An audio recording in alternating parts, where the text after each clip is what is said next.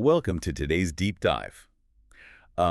Whether you are commuting, doing some chores around the house, or sitting down with a notebook to really focus on your language skills, we are incredibly glad you're here. We really are, and we're doing things just a little differently today. Yeah, we are. We are adopting a deliberately measured, very clear speaking pace today. Right, because our mission today is to explore a highly practical English language script. Exactly. We want you, the listener, to catch every single nuance.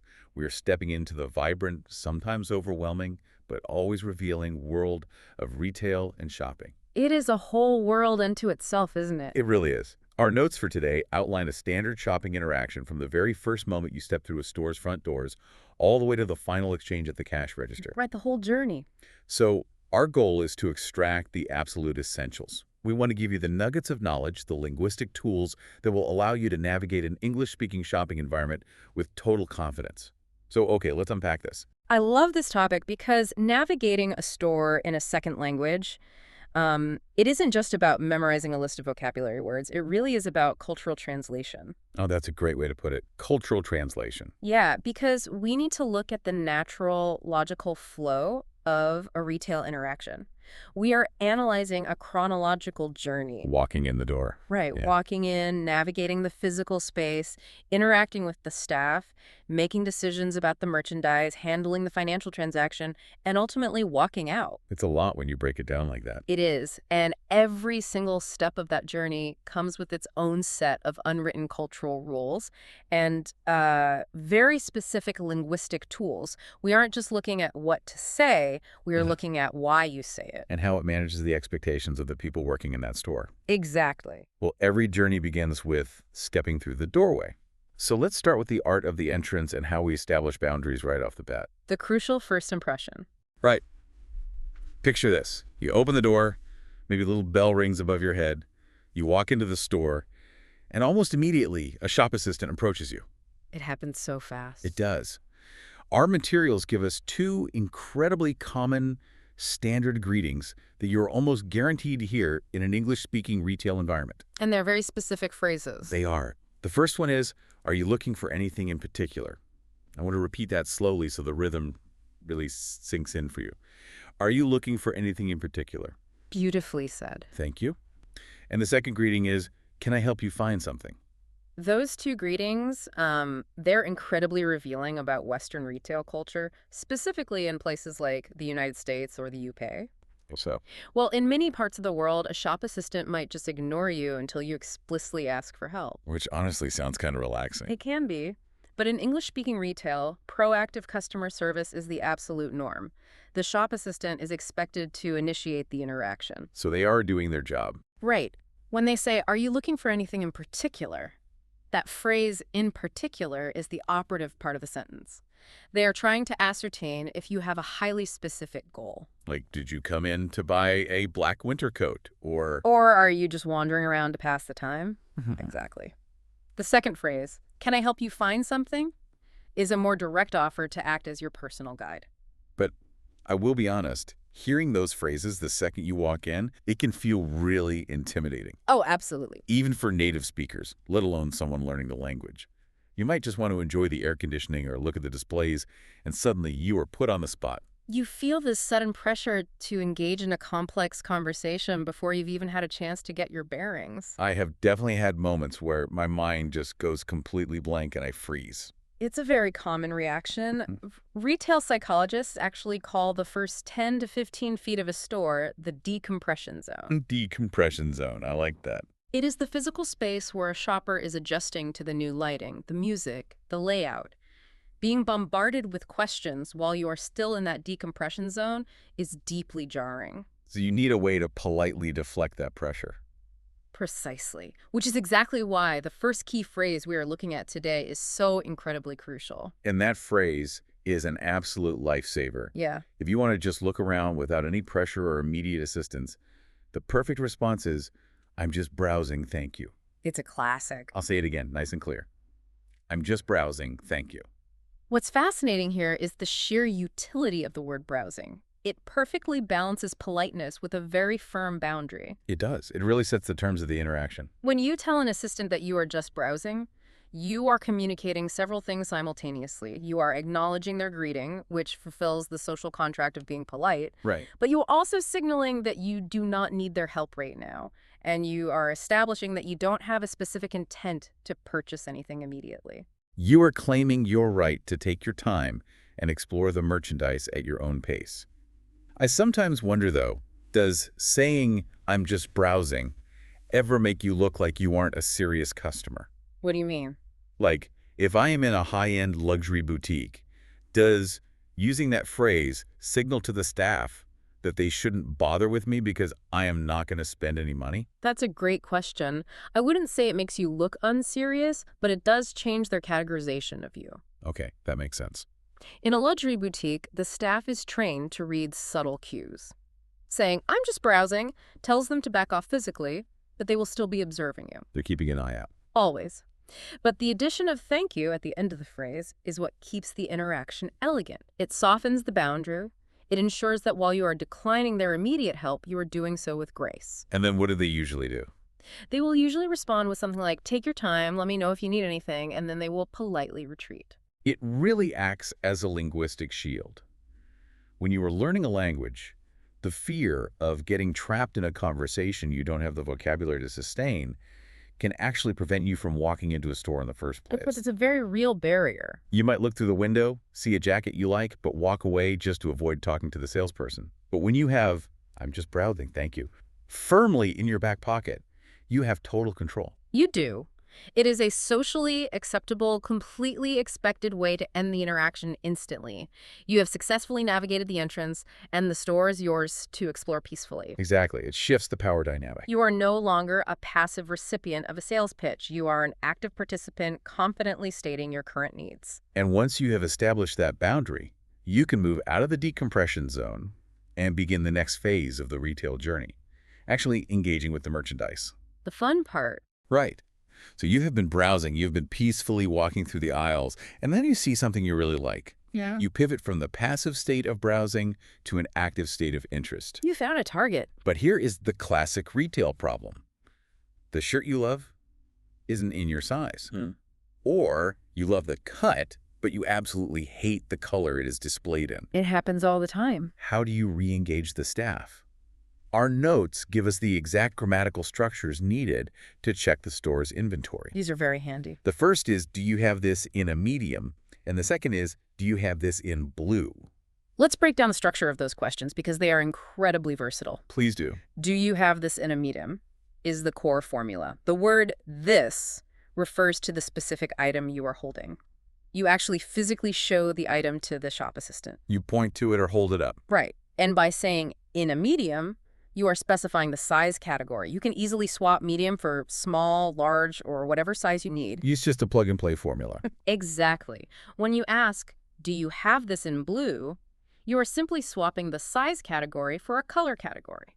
You are asking if the manufacturer produced that exact style in a different color, and if this specific store has it in stock. I always find it interesting how sizing varies so wildly from brand to brand, and especially from country to country. Oh, it's notorious. A medium in a U.S. department store might be a large or even an extra large in a boutique in Japan or Italy. Yeah. So asking, do you have this in a medium, is often just a starting point of a trial and error process. It absolutely is. And that trial and error process requires the shop assistant's expertise. You need their help now. Yes, when you ask these questions, you are transitioning back into a conversation. You are asking them to utilize their knowledge of the backroom inventory. And assuming they actually find the garment in the size and color you requested, you then arrive at a critical physical threshold in the store. Which brings us to our second key phrase for today. Finding the item on the hanger is only half the battle. You have to know how it actually fits your specific body. The moment of truth. So the phrase you need is, where are the fitting rooms? Again, slowly for our listeners, where are the fitting rooms? This is a direct locational question. You are asking for directions within the store. And there's a variation of this phrase, right? Yes. Our materials explicitly note an important synonym here. Changing room. teachings. While fitting room is standard, especially in North America, shop assistants and overhead signs might also use changing room, which is very common in the UK and other parts of the English-speaking world. So they mean the exact same thing. It is crucial for a language learner to understand that these terms are completely interchangeable. A fitting room focuses on the action of checking the fit of the garment, while a changing room focuses on the action of changing your clothes. Let's talk about the actual interaction around the fitting room, because it is not just a matter of walking in. There's a whole social protocol here. There really is. You don't usually just stroll into a fitting room holding a pile of clothes. There's almost always an attendant stationed there, right? Yes, the fitting room attendant acts as a gatekeeper. A gatekeeper. Their job is partly customer service and partly loss prevention, making sure people don't steal things. That makes sense. When you approach, you typically have to show them how many items you're holding. They might hand you a plastic tag with a number on it that corresponds to the number of garments you have. And they guide you to the room. Right. They might say something like, I have a room for you right over here. The fitting room itself is really the true arena of the retail experience. I love this analogy. Browsing is like looking at a menu in a restaurant.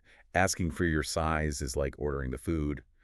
But the fitting room is where you actually taste the meal. That is a brilliant way to phrase it. You can hold a shirt up to yourself in the mirror on the main floor all day, but until you are pulling it over your head, seeing how the fabric moves, checking if the sleeves are too long, you have no idea if you are going to buy it. It is where fantasy meets reality. It is the ultimate testing ground. Yeah. And the linguistic interaction doesn't stop once you are inside. Oh, no, it doesn't. Often, the attendant will knock on the door or call through the curtain and ask, how are you doing in there? Or, do you need a different size? Which can catch non-native speakers completely off guard. You are in a vulnerable position, half-dressed, and suddenly you have to shout a response in a second language through a slatted door. It's very stressful. It is the worst. You are struggling to get out of a sweater that is 2 sizes too small, and someone is cheerily asking how it's going. How should someone respond to that situation without feeling awkward? Keep it simple. If everything is fine, a quick, I'm doing great, thank you, is perfect. I'm doing great, thank you. Easy. Very easy. Now, if you actually need help, you can use the structure we practiced earlier. Actually, do you have this in a large? Oh, that's smart. The attendant can then grab it for you so you don't have to get dressed and go back out to the main floor. And then when you are finally done, Once you emerge from the fitting room, the attendant will likely ask, how did those work out for you? This is your opportunity to clearly state your intentions. so you just tell them your decision. You can say, I'll take the blue one, but this didn't fit, and hand back the rejected items. I really love how breaking down these tiny interactions demystifies the whole process. It makes it manageable. It does. So let's say the garment passes the fitting room test. It fits perfectly, and you feel great in it. Now you have to make a financial decision. The serious part of shopping. You have to transition from evaluating the physical item to evaluating its economic value. And that plunges us into the complexities of navigating prices, discounts, and retail culture. This is where the language becomes highly focused on numbers and value. You walk out of the fitting room, you love the jacket, but there's a problem. You can't find the price tag. It fell off, or maybe it was tucked away somewhere you can't see. You need to gather data to make an informed decision. The most basic, essential question to handle this is, how much is this? A slightly more formal alternative is, what is the price of this item? How much is this? Is casual, immediate, and universally understood. But finding out the baseline price is just the beginning. The real thrill of shopping, for many people at least, is the concept of lowering that price. The hunt for a bargain. Yes. And that brings us to our third key phrase deep dive, which is focused entirely on saving money. The magic phrase is this item on sale? I will repeat that. Is this item on sale? When an item is on sale, it means the retailer has temporarily reduced the price, usually to move excess inventory or run a promotional event. Everyone loves a sale. They do. But the psychology behind the sale is fascinating. Retailers know that consumers are driven by the perception of value. Seeing a price tag that says $100 crossed out with $75 written next to it triggers a genuine dopamine rush. We feel like we are winning. It's the anchor pricing trick, right? The store establishes that the item is worth $100, so paying $75 feels like a massive victory, even if the item only cost them $10 to manufacture. Precisely. I remember reading about a major department store that tried to get rid of sales altogether. They just lowered all their prices to a fair, everyday price. And what happened? It was a complete disaster. Shoppers stopped coming. Wait, really? Because there was no discount thrill? Yes, that was JCPenney. They removed the artificial anchor prices and the fake discounts, and their revenue absolutely plummeted. It proved that shoppers don't just want low prices, they want the feeling of getting a deal. Wow. So knowing how to ask, is this item on sale, is tapping into that exact psychological loop. It is. Sometimes a store will have a store-wide promotion, but the individual tags haven't been updated. By asking that simple question at the register, you might uncover a 20% discount you didn't even know existed. It never hurts to ask. But here is where it gets really interesting. Our notes contrast asking about a sale with a fundamentally different type of commercial interaction, bargaining. A very different. The phrase provided for bargaining is, "Can you give me a better price if I buy two?" Now, where and when is it actually socially acceptable to use a phrase like that? Because if I walk into a giant, brightly lit corporate store in a mall and say that, it is not going to go well, is it? It would be incredibly awkward. I would think so. And this is a vital cultural distinction for anyone learning English. The phrase, "Can you give me a better price if I buy two?" is grammatically perfect, but contextually, it is highly restricted. If we connect this to the bigger picture, it really shows how setting matters. If we connect this to the bigger picture, absolutely. In a large department store, a major retail chain, or supermarket, prices are strictly fixed. The price programmed into the computer system is the final word. The cashier ringing you up has zero authority to alter that price. None at all. If you try to negotiate, they will likely just look at you with confusion, and the people waiting in line behind you will get very frustrated. Right, because the power to set prices in those environments is held by corporate executives in an office somewhere, not the teenager behind the register. So where can you use that bargaining phrase? Bargaining is acceptable in highly specific, usually more informal markets. Think of a bustling weekend flea market, a farmer's market, an independent antique shop, or sometimes when buying high-ticket items like cars or furniture from independent dealers. Places where the owner is the one making the sale. Exactly. In those environments, the price is fluid. Asking for a volume discount, "Can you give me a better price if I buy two?" is expected. It is part of the commercial dance. It highlights how language is a living thing that adapts to the room you are standing in. Understanding the difference between a flea market, where haggling shows you are a savvy shopper, and a department store where fixed prices are the absolute rule is just as important as knowing the vocabulary itself. There really is. Asking, "Is this item on sale?" is acceptable everywhere. Asking, "Can you give me a better price?" is highly dependent on the venue. Exactly. It prevents awkward social faux pas and helps you navigate the culture with fluency. So let's assume you have established the price, you are happy with the value, and it is time to finalize the transaction. You take your item and approach the cashier. This brings us to the final stages of the journey, payment methods and the aftermath. The finish line. You walk up to the counter, the cashier scans your item, and then they will almost certainly ask a very standard, highly streamlined question. How would you like to pay? Cash or card? Cash or card is shorthand for asking if you will be paying with physical currency or an electronic payment method. And card covers a lot of things now. Over the last decade, card has also come to encompass contactless phone payments like Apple Pay or Google Wallet. It is a direct question requiring a direct answer. You simply say, "Card, please," or "I'll pay with cash." Very straightforward. And once that payment is processed, we arrive at our fourth and final key phrase deep dive. It is a single vital word wrapped in a polite request: receipt. A very important word. The phrase is, "Can I have the receipt, please?" I will say it slowly. "Can I have the receipt, please?" Notice how the P in receipt is silent. It is not receipt. It is receipt. That pronunciation note is crucial. "Can I have the receipt, please?" Now, why do we dedicate a whole section to a little piece of paper? That's a great question. Why is it characterized as a smart move? Because in Western retail culture, a receipt is not just a record of a transaction. It is a legally recognized proof of purchase. It details exactly what you bought, how much you paid, the date, and the specific store location. And most importantly, it acts as your safety net because it connects directly to the store's return policy. Exactly. And this is a massive cultural concept to grasp. A return policy is the store's established set of rules regarding how and when you can bring an item back after you have bought it. It gives you options. Our materials point out that you usually have a window, often 14 or 30 days, to return an item if you change your mind. That is a profound shift in the retail dynamic. It means the transaction isn't necessarily permanent the moment you walk out the door. It is a uniquely generous system compared to many other parts of the world, where all sales are final, or where you might only be allowed to exchange an item for store credit. It really is generous. In North America and parts of Europe, you can often get a full refund to your original payment method simply because you decided you didn't like the color once you got it home. But the entire system hinges on that receipt. Yes.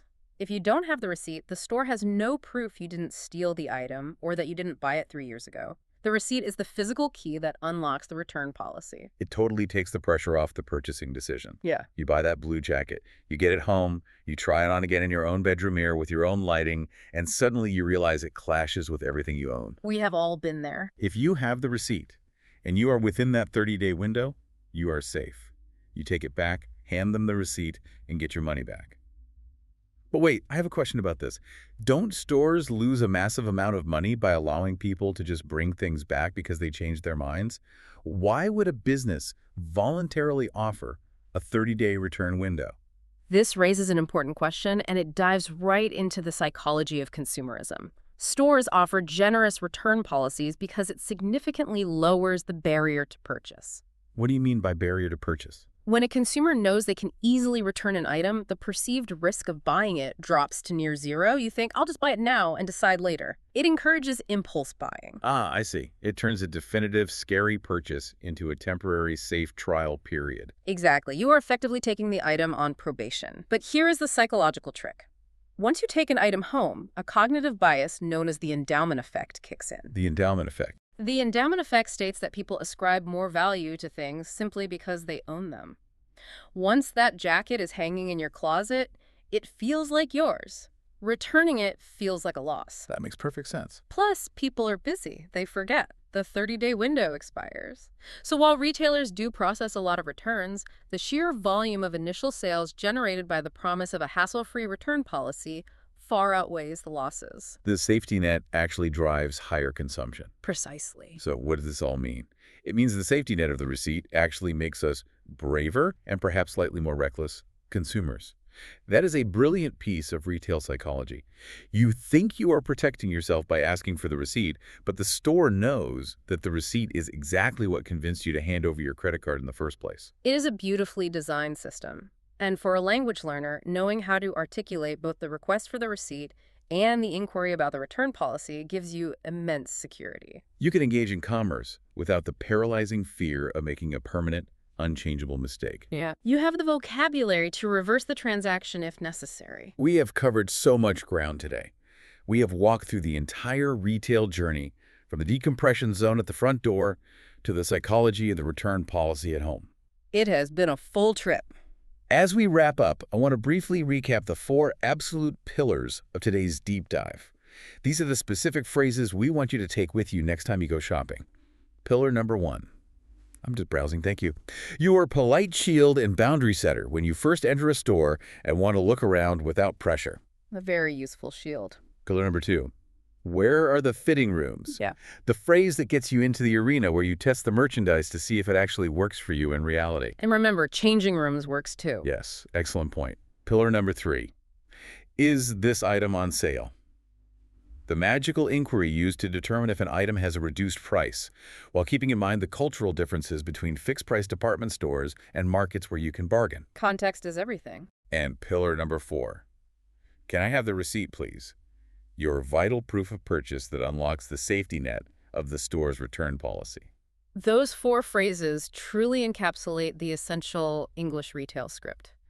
Now, we have a little bit of practical application for now. We want you to think about the very last thing you bought in a physical store. Picture the interaction in your head. What was the item? How did the staff greet you when you walked in? Did you have to ask for a different size or locate a fitting room? And most importantly, did you get a receipt?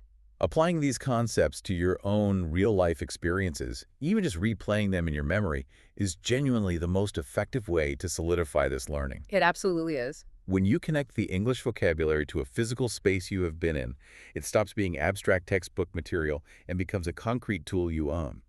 We would love for you to mentally walk through your next shopping trip using the exact script we unpacked today. And as you do, keep an eye out for those psychological traps we discussed.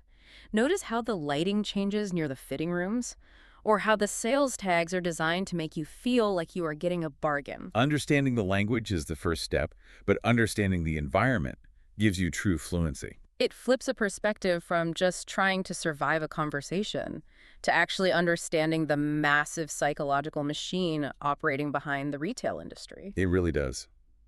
Well, we hope you have enjoyed this detailed, deliberate journey through the English shopping experience. We certainly have. We hope you feel armed, ready, and confident to navigate any store you walk into, whether it is a high-end boutique or a bustling weekend market.